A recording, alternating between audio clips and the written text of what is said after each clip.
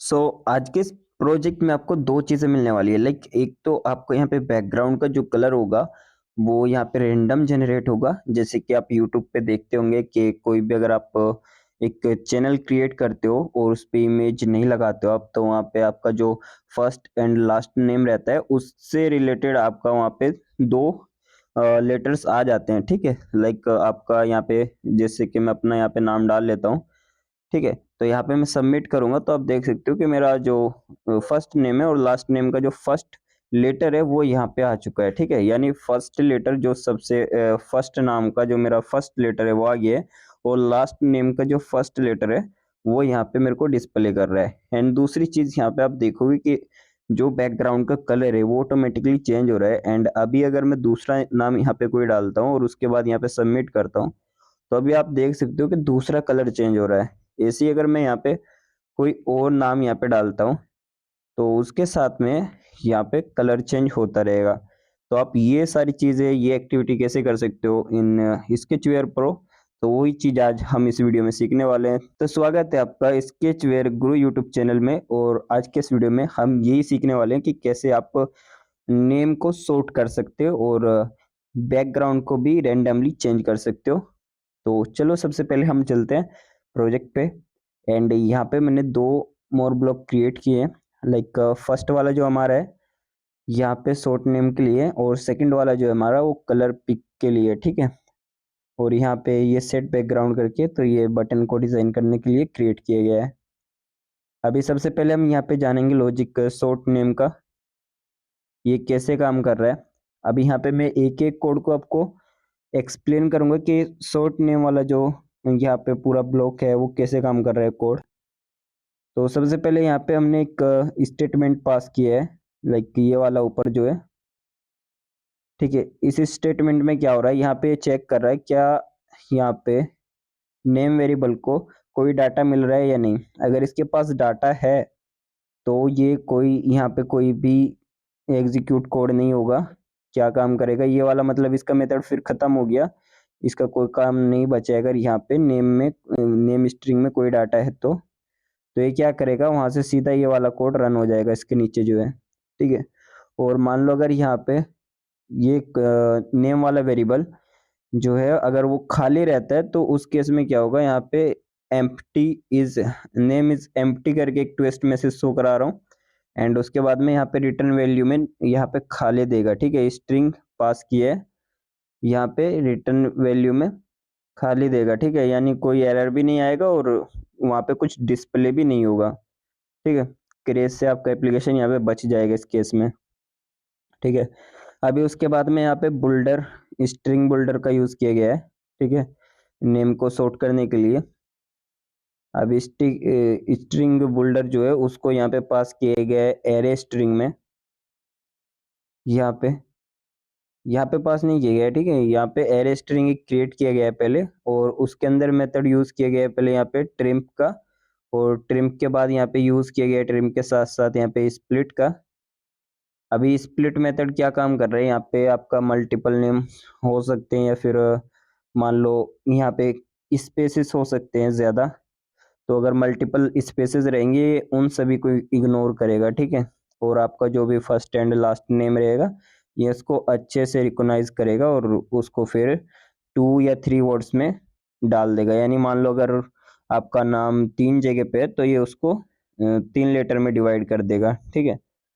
तो ये वो काम कर रहा है। उसके नीचे आता है यहाँ पे हमारा फॉर मेथड। यहाँ पे एक फॉर मेथड यानी एक लूप की तरह काम करता है और फॉर मेथड में हमने स्ट्रिंग पास किया एक वर्ड नाम से, ठीक है? और इसके बाद में हमने वर्ड्स वाला जो ऊपर एरे बनाया था ये वाला उसको यहाँ पे पास कर दिया उसके बाद, ठीक है? अब जो वर्ड्स का जो डाटा है वो हमारा आ गया है वर्ड स्ट्रिंग में और उसके बाद में फिर हमने एक स्टेटमेंट पास की है जो जैसे हमने ऊपर किया है। यहाँ पे हमने चेक किया है कि जो हमारा वर्ड है, वर्ड वाला जो वेरिएबल है, जो हमने स्ट्रिंग क्रिएट किया है उसके अंदर फॉर मेथड के अंदर, तो क्या वो खाली है? अगर वो खाली नहीं है तो उसके बाद में हमारा क्या हो रहा है, ये वाला कोड एग्जीक्यूट हो रहा है, ठीक है? और अगर हमारा वर्ड वाला जो स्ट्रिंग है अगर वो खाली है तो यहाँ पे ये वाला जो कोड होगा ये यहाँ पे एग्जीक्यूट नहीं होगा, यानी कोई यहाँ पे रिजल्ट जब आएगा तो उस रिजल्ट में कुछ भी डाटा शो नहीं करेगा, डिस्प्ले नहीं करेगा और क्रैश भी नहीं होगा क्योंकि हम अच्छे से हैंडल कर रहे हैं। एंड जैसे ये वाला कोड रन होता है तो यहाँ पे हमने स्ट्रिंग बुल्डर का एक मेथड होता है उसको कॉल किया है यहाँ पे अपेंड को। उसके बाद में कैरेक्टर डॉट टू ऊपर केस, तो ऊपर केस का यूज इसलिए किया गया है ताकि जो लेटर्स होंगे वो यूजर चाहे इनपुट दे उसको कैपिटल लेटर में या फिर स्मॉल लेटर में, वो सब कुछ कैपिटल में हो जाएगा यानी ऊपर केस हो जाएगा बड़े अक्षरों में। ठीक है, तो ये इस तरह से काम करेगा।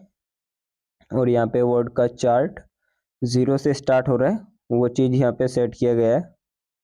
ठीक है, तो ये इस तरह से काम करेगा। और उसके बाद में हमने एक स्ट्रिंग मेथड बनाया, तो स्ट्रिंग मेथड अगर आप कोई भी स्ट्रिंग मेथड बना रहे हो या बुलियन नंबर मेथड बना रहे हो, उस केस में आपको यहाँ पे एक रिटर्न वैल्यू देना होता है। ठीक है, तो रिटर्न वैल्यू देना बहुत ज़रूरी है अगर आप स्ट्रिंग टाइप मेथड बनाए हो कोई भी, तो इसलिए यहाँ पे हमने रिटर्न दिया है सीधा शॉर्ट नेम को, जो कि एक वेरिएबल है। और इसके ऊपर हमने कॉल किया है टू स्ट्रिंग, यानी क्योंकि हम डायरेक्ट स्ट्रिंग बुल्डर से स्ट्रिंग में डाटा गेट नहीं कर सकते क्योंकि स्ट्रिंग बुल्डर जो वो अलग टाइप है और जो स्ट्रिंग है वो एक अलग टाइप है। तो हम यहाँ से स्ट्रिंग बुल्डर से डाटा ले रहे हैं स्ट्रिंग के अंदर, तो यहाँ पे आपको मेथड को कॉल करना पड़ेगा टू स्ट्रिंग, तब जाके आप उसको स्ट्रिंग में कन्वर्ट कर सकते हो। ठीक है, लाइक जैसे हम किसी भी ऑब्जेक्ट पे इसको अप्लाई करते हैं वैसे ही। तो अब इसका हो गया। अब इसके बाद में हम कलर पिकर पे आ जाते हैं। मैंने एक मेथड बनाया, अभी रैंडम कलर को पिक कर रहा है।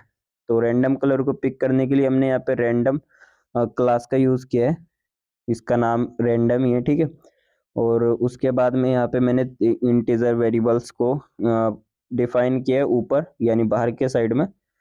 और यहाँ पे आप देख सकते हो RGB। ठीक है, R यानी रेड, G यानी ग्रीन और B यानी ब्लैक। ठीक है, 3 तरह के यहाँ पे कलर आ गए अपने। ठीक है, और उसके बाद में यहाँ पे हमने एक स्ट्रिंग पास किया है हेक्स कलर, यानी जो हमारा हेक्स टाइप रहेगा वो कलर। और उसके बाद यहाँ पे हम यूज़ कर रहे हैं डू मेथड का। भी डू मेथड का यूज़ हमने इसलिए किया है क्योंकि हम चाहते हैं कि कुछ कलर्स यहाँ पे हमें डिस्प्ले नहीं होने चाहिए, यानी पिक ही नहीं होने चाहिए। यानी मान लो अगर यहाँ पे ब्लैक और यहाँ पे व्हाइट कलर अगर पिक होता है तो उस केस में ये उसको शो ही नहीं करेगा। ठीक है, यानी कोई और ही कलर पिक हो जाएगा, वो कलर पिक नहीं होगा। ठीक है, क्योंकि अभी मान लो अगर आप टेक्स्ट का कलर वाइट रखते हो और आपका जो बैकग्राउंड है वो भी कभी कभी ना कभी बाय डिफॉल्ट वाइट पिक हो गया, तो आपका जो टेक्स्ट होगा उसका और बैकग्राउंड का कलर सेम हो जाएगा, तो उसकी वजह से दोनों ही मतलब जो आपका टेक्स्ट होगा, नेम जो होगा वो इनविजिबल हो जाएगा, वो दिखेगा ही नहीं। ठीक है, कलर का मैच होने पे। तो इसलिए यहाँ पे हमने ये कंडीशन पास किया है कि अगर वाइट या ब्लैक कलर अगर पिक हो जाए रैंडमली तो ये उसको इग्नोर कर दे। ठीक है, तो इस तरह से ये काम कर रहा है। एंड जैसे कि मैंने बताया अगर कोई भी स्ट्रिंग वैल्यू वेरिएबल आप बनाते हो तो उसका जो वैल्यू होगा जो स्ट्रिंग टाइप होगा तो उसका जो वैल्यू होगा उसमें आपको रिटर्न करना पड़ेगा वैल्यू को। तो हमने यहाँ पे रिटर्न कर दिया है हेक्स कलर वाले स्ट्रिंग में। ठीक है, अब ये डाटा हमारा हेक्स कलर वाले स्ट्रिंग में आ जाएगा। और यहाँ पे R dot random next int जो हमने यूज़ किया है वो यहाँ पे इसलिए किया गया है, देखो आर का मतलब है यहाँ पे जो हमारा ऊपर हमने एक इंटीजर टाइप का वेरिएबल क्रिएट किया है वो है। ठीक, और उसके बाद में जो रैंडम है जो हमने ऊपर रैंडम क्लास को डिफाइन किया वो है, और उसके बाद में नेक्स्ट इंटीजर मेथड हमने क्रिएट किया ताकि कलर को पिक किया जाए। अभी यहाँ पे कोड इसलिए क्योंकि यहाँ पे 256 नंबर डाला है, यानी इनमें से कोई भी एक रैंडमली पिक हो जाएगा यहाँ तक के। ठीक है, यानी वो रेड होता है कलर। ठीक है, ये रेड का है और ये नीचे ग्रीन का है और नीचे ब्लैक का।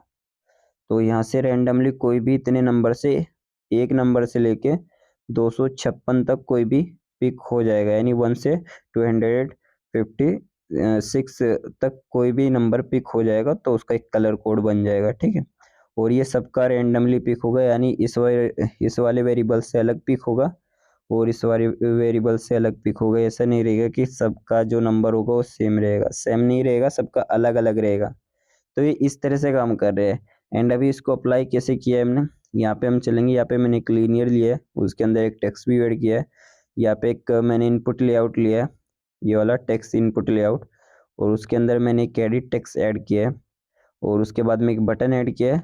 इवेंट में मैंने यहाँ पे अप्लाई किया अपना टेक्स्ट व्यू के ऊपर, ये टेक्स्ट व्यू वाला ब्लॉक लिया, उसके ऊपर मैंने शॉर्ट नेम वाला ब्लॉक लिया जो मैंने स्ट्रिंग में क्रिएट किया है।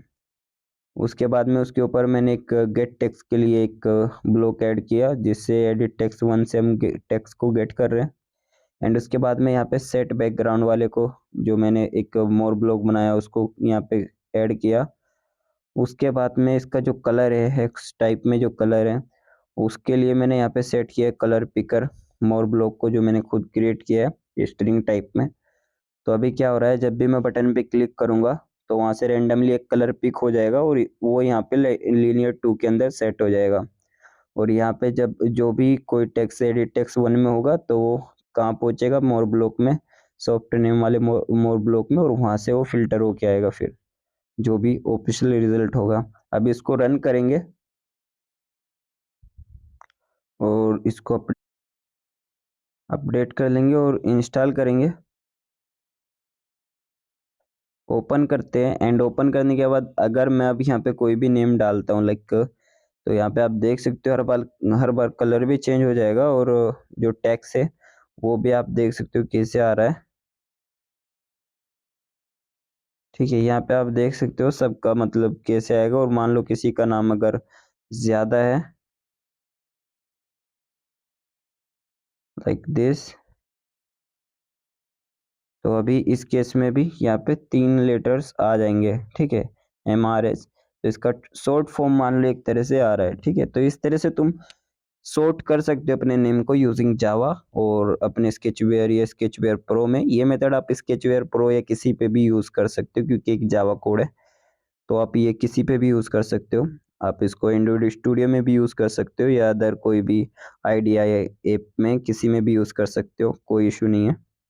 तो आज के इस वीडियो में इतना ही। आई होप कि वीडियो आपको पसंद आया। अगर वीडियो पसंद है, वीडियो को लाइक करना, चैनल पे नहीं हो तो सब्सक्राइब करना, और बेल आइकन को प्रेस कर लेना, ताकि यार आपको हमारे नोटिफिकेशन पहुंचते रहे।